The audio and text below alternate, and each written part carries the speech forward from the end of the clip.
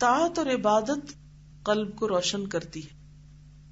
اطاعت اور عبادت قلب کو روشن کرتی ہے، قلب کو جلا دیتی ہے، قلب کو سیکل کر کے، وہ کلئی کرتے نا برتنوں پر، یعنی اوپر چمکانے کے لیے پالش، منور اور چمکدار، قوی اور مضبوط کرتی ہے. کیا چیز؟ دل کو روشن. اطاعت اور عبادت. طاعت اور عبادت کی کثرت سے قلب صاف اور شفاف، نورانی، چمکدار اور آئینے کی طرح عکس ریز ہو جاتا ہے، تو اس کے اثرات عجیب و غریب ظاہر ہوا کرتے ہیں. یعنی عبادت کی کثرت سے، عبادت میں کیا ہے؟ جیسے قرآن کا پڑھنا، نماز کے علاوہ نفل کا پڑھنا، ذکر کی کثرت، لوگوں کی خیر خواہی، اس سے کیا ہوتا ہے؟ دل شیشے کی طرح ہو جاتا ہے. یعنی جب آپ سے جو برا کرتے ہیں نا، اس کے لیے بھی آپ خیر خواہی لے آئیں گے تو دل پہ کوئی داغ رہے گا نہیں، چمکدار شیشہ. لیکن کتنا بڑا مشکل کام ہے، کیونکہ نفرتیں کیا ہے؟ مسلسل دل کو داغدار کیے رکھتی، بغض، حسد، عداوت، یہ دل کو بوجھل کیے رکھتے ہیں، تو دل کہاں سے چمکدار ہوگا؟ تو جب کوئی انسان اللہ کی خاطر صبر کرتا ہے اور پھر بھی خیر خواہی کرتا ہے، جیسے نبی صلی اللہ علیہ وسلم نے اپنے دشمنوں کی بھی کی، تو پھر کیا ہوتا ہے؟ دل صاف، شفاف، نورانی، چمکدار اور آئینے کی طرح عکس ریز کہ ریفلیکٹ کرنے لگتا ہے. جیسے شیشہ آپ سامنے کرے تو کیا ہوتا ہے؟ دھوپ کے پوری طرح وہ اس کی دھوپ کی قوت کو دیوار پہ دوسری طرف ڈال رہا ہوتا ہے پوری قوت کے ساتھ، تو اس کے اثرات عجیب و غریب ظاہر ہوا کرتے ہیں. اس قسم کے قلب والے آدمی کے پاس اگر کبھی شیطان پہنچ جائے تو اس کا نور اور اس کے قلب کی روشنی کا پرتو شیاطین پر اس طرح اثر انداز ہوتا ہے جس طرح آسمان کے فرشتوں کی باتیں چرانے والے شیاطین پر شہاب ثاقب ٹوٹنے سے ہوتا ہے. پھر شیطان پاس پٹکتے ہوئے ڈرتا ہے جیسے عمر سے ڈرتا تھا. یعنی وہ دل سے اٹھا ہوا نور شیطانی وسوسوں کو جلا کے رکھ دیتا ہے، جیسے شہاب ثاقب شیطانوں کو جلا دیتے. اس قسم کے قلوب سے شیاطین اس قدر ڈرتے ہیں جس قدر بھیڑیا شیر سے ڈرتا ہے، بلکہ اس سے بھی زیادہ. چلے بھیڑیے کو چھوڑ دیں، آپ اپنے آپ کو رکھ لیں شیر کے سامنے تو بات سمجھ آ جائے گی.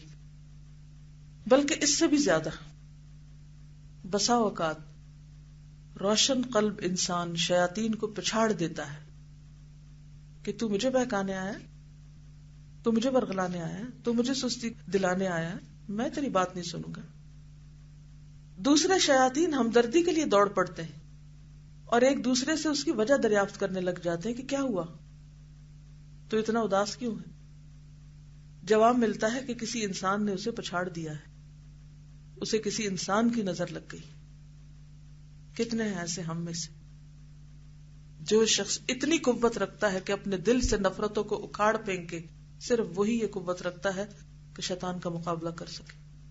جس دل میں نفرتیں ہوتی ہیں وہاں تو وسوسوں کی، شیطانی خیالات کی بچھاڑ ہوتی، وہ تو اس سے باہر نکل ہی نہیں سکتا، دیکھ ہی نہیں سکتا، سوچ ہی نہیں سکتا، اسے دین کا بڑا فائدہ نظر ہی نہیں آتا. جسے اپنے اوپر قوت نہیں اور وہ صرف اسی رونے دھونے میں ہے کہ اس کے ساتھ فلاں نے زیادتی کر دی، فلاں نے کر دی، فلاں نے ایسا کر لیا، فلاں نے ایسا کر لیا، وہ بھی میرا دشمن، وہ بھی میرا دشمن. سارا وقت وہ یہی باتیں سوچتا ہے اور شیطان آ کر اس کو غمگین کرتا رہتا ہے. شیطان ہی غمگین کرتا ہے نا انسان کو. کیوں غمگین کرتا ہے؟ تاکہ عمل کی قوت کم ہو جائے. اسی لیے نبی صلی اللہ علیہ وسلم کیا دعا مانگتے تھے؟ اللہم انی اعوذ بک من الہم والحزن والعجز والکسل والجبن والبخل ودلع الدین وغلبۃ الرجال. یعنی ہم اور حزن کے ساتھ غلبۃ الرجال سے بھی پناہ مانگی، تاکہ لوگ میرے ساتھ ایسی زیادتی کر ہی نہ سکے یا رب کہ جس کی وجہ سے مجھے ہم و حزن لاحق ہو. کیونکہ جب ایمانی قوت آتی ہے تو لوگوں کے اندر ایک خوف پیدا ہوتا ہے، ایسے شخص وہ ڈرتے ہیں اس کے ساتھ کچھ زیادتی کرنے سے، اور اللہ تعالیٰ بھی دفاع کرتا ہے. فَيَا نَظْرَةٍ مِّن قَلْبٍ حُرٍّ مُنَوَّرٍ يَكَادُ لَهَا الشَّيْطَانُ بِالنُّورِ يُحْرَقُ. کیا کہنا ہے نورانی قلب کی نظر و نگاہ کا کہ اس کے نور سے شیطان بھی جلنے لگتا ہے. کیا یہ روشن نورانی قلب اور تاریک اور سیاہ قلب برابر ہو سکتے؟ جس کی امیدیں تاریک اور خواہشات خبیثہ بے شمار ہوں، اور جس کو شیطان اپنا ٹھکانہ بنا چکا ہے، اور ہر صبح اٹھتے ہی اسے یہ مبارکباد پیش کرتا ہے کہ اے خانہ خراب جس کی دنیا اور آخرت دونوں خراب گئیں، میری جان تجھ پہ فدا، انا قرینک فی الدنیا وفی الحشر وفی الحشر بعدها فانت قرین لی بکل مکان، میں دنیا اور اس کے بعد حشر میں بھی تیرا ساتھی ہوں اور تو ہر جگہ میرا ساتھی ہے۔ فَإِن كُنتَ فِي دَارِ الشَّقَاءِ فَإِنَّنِي وَأَنْتَ جَمِيعًا فِي شِقًا وَهَوَانِ، اگر تو شقاوت و بدبختی کے گھر میں جائے تو میں اور تو دونوں شقاوت اور رسوائی کے حال میں شریک ہیں، دونوں ہی برابر ہیں ذلت و رسوائی اور بدبختی میں۔ چنانچہ اللہ تعالیٰ کا ارشاد، اور جو شخص رحمان کی یاد سے غافل ہو کر زندگی بسر کرتا ہے ہم اس پر ایک شیطان تعینات کر دیا کرتے ہیں اور وہ اس کے ساتھ رہتا ہے، اور باوجود کہ شیاطین گناہگاروں کو راہ سے بھٹکا دیتے ہیں، تاہم گناہگار اپنے تئیں خیال کرتے ہیں کہ وہ راہ راست پر ہیں۔ یہ ہے بڑا دھوکا، وہ سمجھتے ہیں کہ وہ سیدھے رستے پہ، حالانکہ وہ بھٹکے ہوئے ہوتے ہیں۔ یہاں تک کہ جب گناہگار ہمارے حضور میں حاضر ہوگا تو شیطان کو دیکھ کر کہے گا، اے کاش مجھ میں اور تجھ میں پورب اور پچھم کا فاصلہ ہوتا، مشرق و مغرب کا فاصلہ ہوتا، تو برا ساتھی ہے اور کچھ فاصلہ نہیں تمہیں آج کے دن، چونکہ تم نے ساتھ ہی نافرمانی کی ہے، اس لیے عذاب میں بھی تم دونوں ایک دوسرے کے شریک حال ہو، اکٹھے ہو۔ اس موقع پر ہم سب اپنا اپنا جائزہ لیں کہ ہماری عبادات کا حال کیا ہے۔ یہاں لفظ ذکر استعمال ہوا ہے، بہت جامع لفظ ہے۔ ذکر دعاؤں کے لیے بھی آتا ہے، ذکر قرآن کے لیے بھی آتا ہے، ذکر نماز کے لیے بھی ہے، ذکر کائنات کو دیکھ کر اللہ کو یاد کرنے کے لیے بھی ہے، اور باقی بھی جو تسبیحات وغیرہ ہم پڑھتے ہیں ان سب کے لیے بھی لفظ ذکر آتا ہے۔ ذکر ایک جامع لفظ ہے۔ تب ایک ایک چیز کو سامنے رکھ کے پرکھیے کہ حال کیا ہے۔ مثلا صبح کیا آپ نے، اٹھتے ہی دعا یاد رہی پڑھنی یا نہیں؟ واش روم میں گئے، کیا دعا پڑھنی یاد رہی یا نہیں؟ واپس نکلے، وضو کیا، اللہ کو کتنا یاد کیا؟ نماز کے لیے کھڑے ہوئے، نماز میں اللہ کی یاد کا کتنا حصہ تھا؟ Very important question. حدیث میں آتا ہے لک من صلاتک ما اقلت منہا، تمہارا اپنی نماز میں بس وہ حصہ ہے جتنا تم نے اس میں سمجھ کے پڑھا یا جتنا اس میں تمہاری توجہ رہی۔ قد افلح المؤمنون الذین هم فی صلاتهم خاشعون۔ یہاں سے آپ کی پہچان ہوتی ہے آپ کون ہیں۔ کیا ہم ٹکرے مارتے ہیں یا ذکر کرتے ہیں؟ پوچھیے اپنے آپ سے، کیا ہم شرائط پوری کرتے ہیں ستر و حجاب کی؟ کتنا عجیب لگتا ہے نا بعض اوقات کہ جو لوگ قرآن پڑھاتے ہیں وہ بھی باریک کپڑوں میں نماز پڑھ رہے ہوتے ہیں، کندھے بھی پوری طرح نہیں ڈھکے ہوئے ہوتے، لباس ڈھیلا بھی نہیں ہوتا۔ عاجزی کیسے آئے گی، انکساری کیسے آئے گی؟ ہم سب اپنی نمازوں کا سوچیں، اور اگر نماز درست نہیں، عبادت درست نہیں، سمجھے سب کچھ بگڑا ہوا ہے۔ کیا ہم اس انتظار میں کہ کوئی آ کے ہمیں چیک کر کے بتائے گا کہ تمہاری نماز ٹھیک ہے یا نہیں؟ ابھی تک تو ہمیں پتہ چل جانا چاہیے کہ نہیں؟ کیسے چیک کریں گے اپنی نماز؟ کون بتائے گا آپ کو کہ ٹخنے ننگے ہیں؟ کون بتائے گا؟ خود تو نظر ہی نہیں آتا، بصیرت ہی نہیں ہے کہ اپنے ہی لباس کی خامی دیکھ سکے۔ کون بتائے گا کہ ہاتھ صحیح بندھے ہوئے ہیں؟ کیونکہ سیدھا سیدھا نبی صلی اللہ علیہ وسلم نے فرمایا تھا سلو کما رأیتمونی اصلی، نماز ایسے پڑھو جیسے میں پڑھتا ہوں۔ صحیح احادیث دلائل سے ثابت چیزیں موجود ہیں، پڑھ لی ہیں، جانتے ہیں، عمل کوئی نہیں کرتے۔ کون آ کے جھانکے گا آپ کے دل میں کہ آپ سجدے میں بھی پڑھ کے اللہ کو یاد کوئی نہیں کر رہے، جبکہ انسان سب سے زیادہ اس کے قریب ہوتا ہے اس کو؟ کون بتائے گا اس کو؟ کون الارم بجائے گا آپ کے لیے اگر اندر سے نہیں بج رہا؟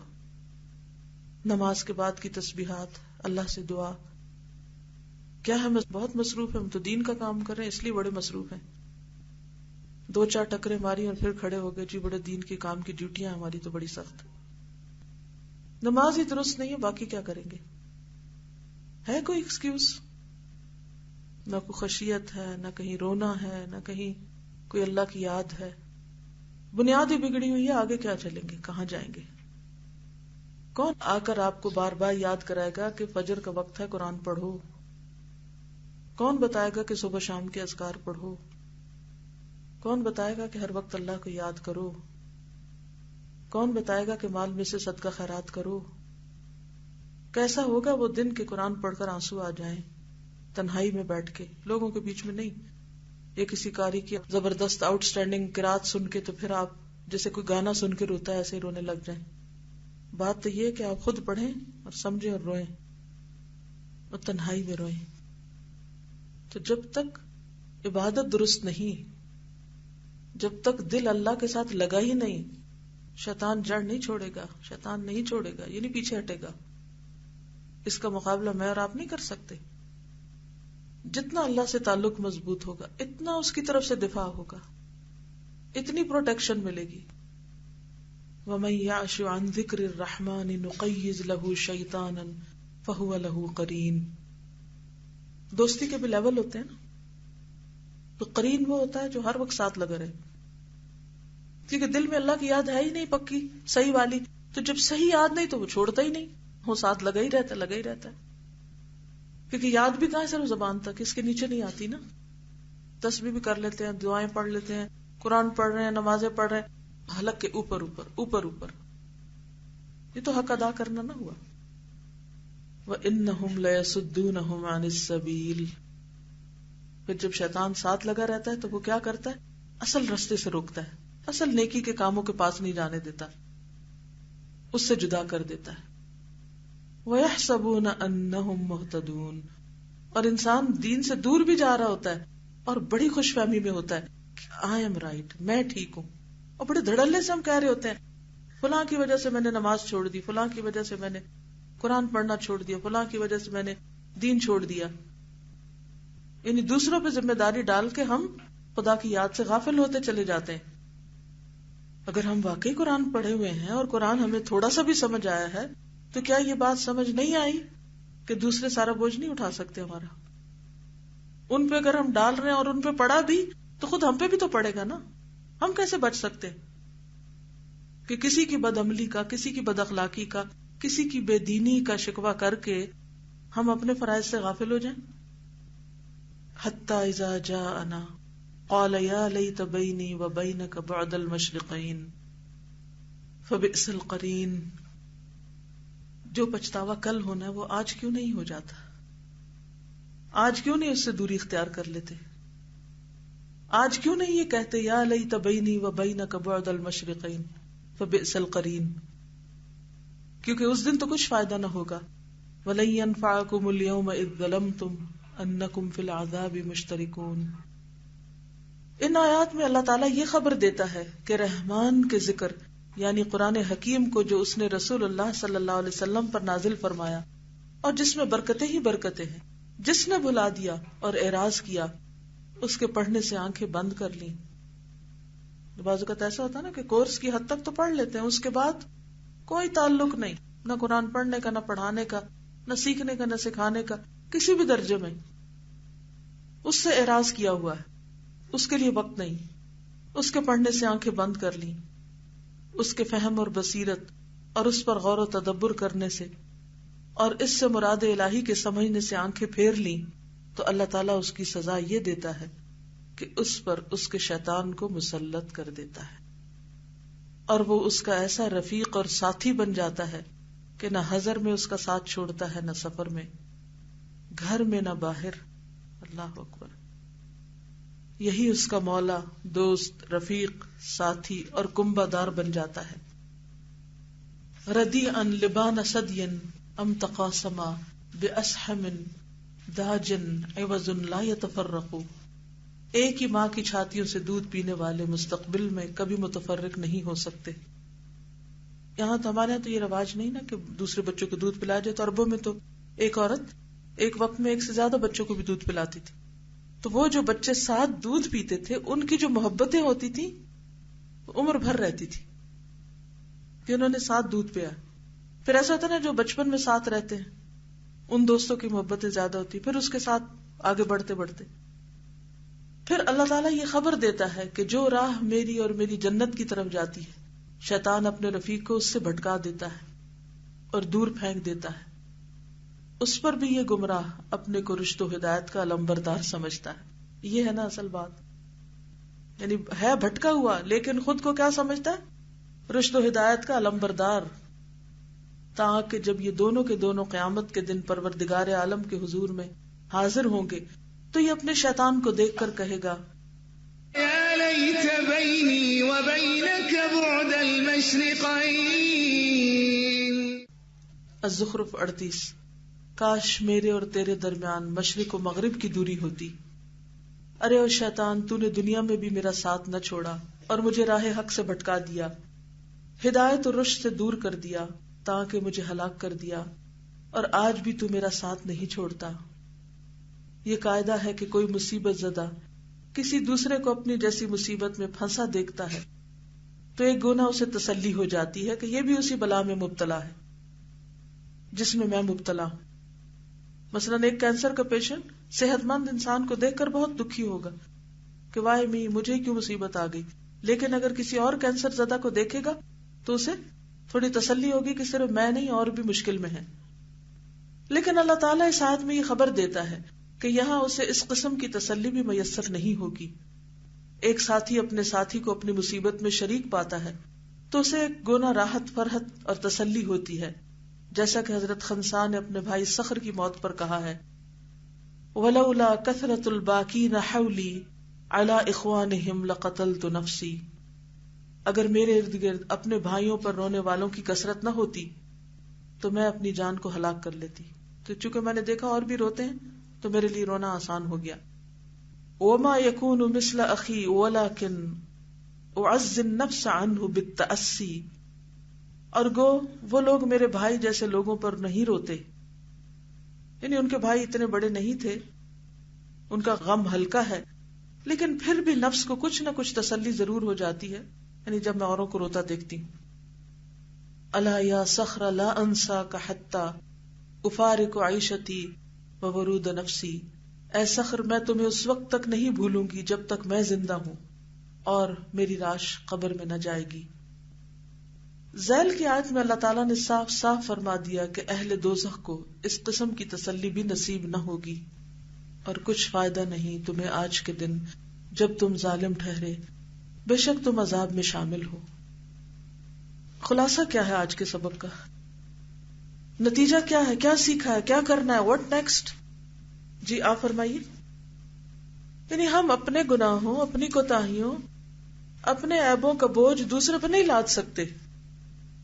ہمیں اپنا بوجھ خود اٹھانا ہوگا، اپنی رسپانسبلٹی خود لینی ہوگی، اپنے لیے خود سوچنا ہوگا، اپنی اصلاح کے لیے خود فکر کرنی ہوگی، اپنا محاسبہ خود کرنا ہوگا.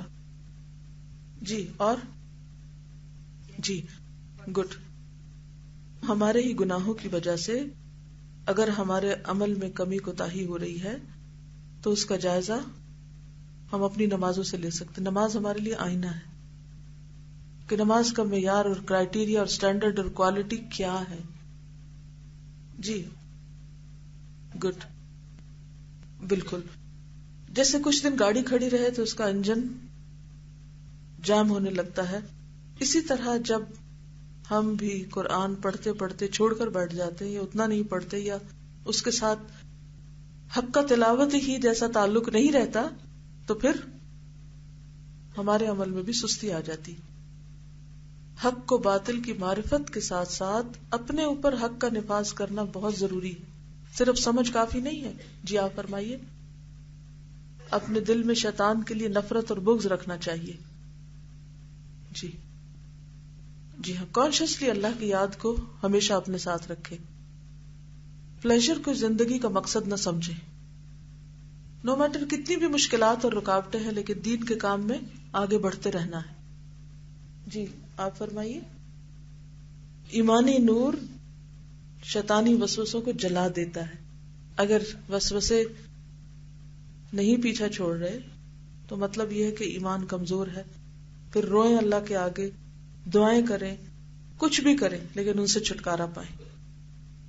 ایسا ایمان اپنے اندر لانا ہے کہ شیطان ہم سے ڈرنے لگے. جی اپنے اندر صبر کو لانا ہے. جی کیونکہ زندگی کا کوئی مقصد نہیں نا، اس کے لیے جینے کی کوئی تڑپ. جی عبادت اور ذکر میں کوالٹی لائیں. اوکے.